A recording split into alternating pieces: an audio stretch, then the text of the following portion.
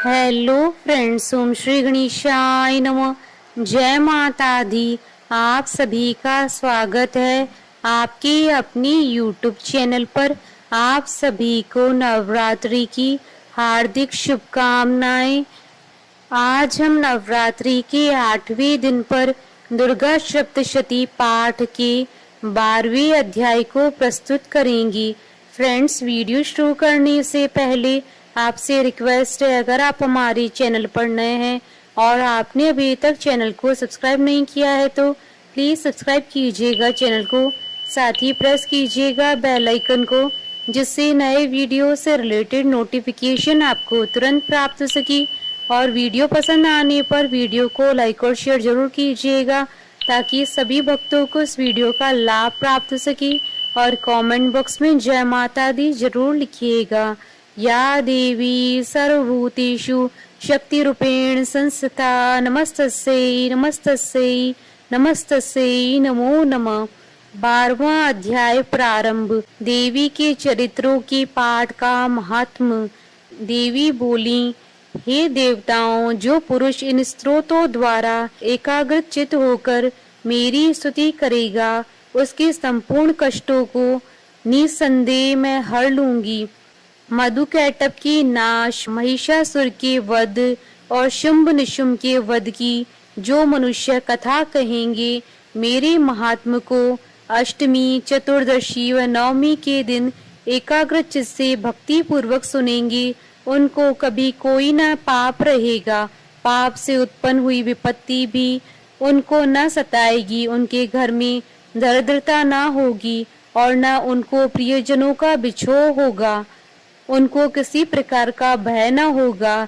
इसलिए प्रत्येक मनुष्य को भक्ति पूर्वक मेरे इस कल्याण कारक महात्म को सदा पढ़ना और सुनना चाहिए। मेरा यह महात्म महामारी से उत्पन्न हुए संपूर्ण उपद्रवों को एवं 3 प्रकार के उत्पातों को शांत कर देता है। जिस घर व मंदिर में या जिस स्थान पर मेरा यह स्तोत्र विधि पूर्वक पढ़ा जाता है, उस स्थान का मैं कभी त्याग नहीं करती और वहां सदा ही मेरा निवास रहता है। बलिदान, पूजा, होम तथा महोत्सवों में मेरा यह चरित्र उच्चारण करना तथा सुनना चाहिए। ऐसा हवन या पूजन मनुष्य जानकर या बिना जाने करे, मैं उसे तुरंत ग्रहण कर लेती हूँ। और शरद काल में प्रत्येक वर्ष जो माँ पूजा की जाती है, उनमें मनुष्य भक्ति पूर्वक मेरा यह महात्म सुनकर सब विपत्तियों से छूट जाता है और धन धान्य तथा पुत्र आदि से संपन्न हो जाता है। मेरे इस महात्म व कथाओं इत्यादि को सुनकर मनुष्य निर्भय हो जाता है और महात्म के श्रवण करने वालों की शत्रु नष्ट हो जाते हैं तथा कल्याण की प्राप्ति होती है और उनका कुल आनंदित हो जाता है। सब कष्ट शांत हो जाते हैं तथा भयंकर स्वप्न दिखाई देना तथा घरेलू दुख इत्यादि सब मिट जाते हैं। बाल ग्रहों में ग्रसित बालकों के लिए यह मेरा महात्म परम शांति देने वाला है। मनुष्य में फूट पड़ने पर यह बलि भांति मित्रता कराने वाला है। मेरा यह महात्म मनुष्यों को मेरी जैसी सामर्थ्य की प्राप्ति कराने वाला है। पुष्प, अर्घ्य, धूप, गंध, दीपक इत्यादि सामग्रियों द्वारा पूजन करने से, ब्राह्मण को भोजन करा के, हवन करके, प्रतिदिन अभिषेक करके, नाना प्रकार के भोगों को अर्पण करके और प्रत्येक वर्ष दान इत्यादि करके जो मेरी आराधना की जाती है और उससे मैं जैसी प्रसन्न हो जाती हूँ, वैसी प्रसन्न मैं इस चरित्र के सुनने से हो जाती हूँ। यह महात्म श्रवण करने पर पापों को हर लेता है तथा आरोग्य प्रदान करता है। मेरे प्रादुर्भाव का कीर्तन दुष्ट प्राणियों से रक्षा करने वाला है। युद्ध में दुष्ट दैत्यों का संहार करने वाला है। इसके सुनने से मनुष्य को शत्रुओं का भय नहीं रहता है। हे देवताओं, तुमने जो मेरी स्तुति की है अथवा ब्रह्मा जी ने जो मेरी स्तुति की है, वह मनुष्यों को कल्याणमयी बुद्धि प्रदान करने वाली है।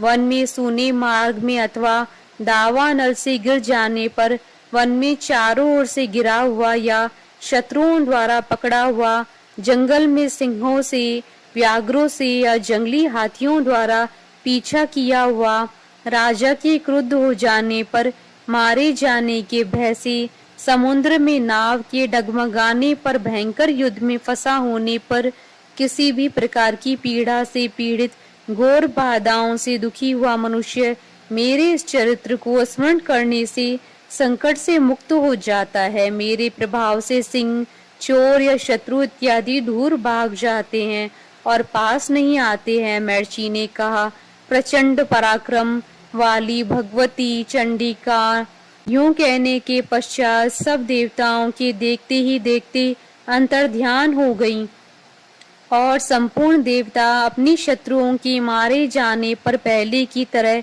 यज्ञ भाग का उपभोग करने लगे और उनको अपने अधिकार फिर से प्राप्त हो गए तथा युद्ध में देवताओं के शत्रुओं शुंभ व निशुंभ के देवी के हाथों मारे जाने पर बाकी बचे हुए राक्षस पाताल को चले गए। हे राजन, इस प्रकार भगवती अंबिका नित्य होती हुई भी बार बार प्रकट होकर इस जगत का पालन करती हैं, इसको मोहित करती हैं, जन्म देती हैं और प्रार्थना करने पर समृद्धि प्रदान करती हैं। हे राजन, भगवती ही महाप्रलय के समय महामारी का रूप धारण करती हैं और वही संपूर्ण ब्रह्मांड में व्याप्त हैं। वही भगवती समय समय पर महाकाली तथा महामारी का रूप बनाती हैं और स्वयं अजन्मा होती हुई भी सृष्टि के रूप में प्रकट होती हैं।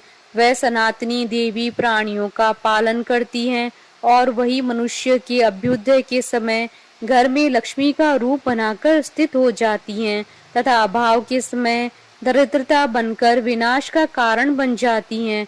पुष्प, धूप और गंध आदि से पूजन करके उनकी स्तुति करने से वह धन एवं पुत्र देती हैं और धर्म में शुभ बुद्धि प्रदान करती हैं।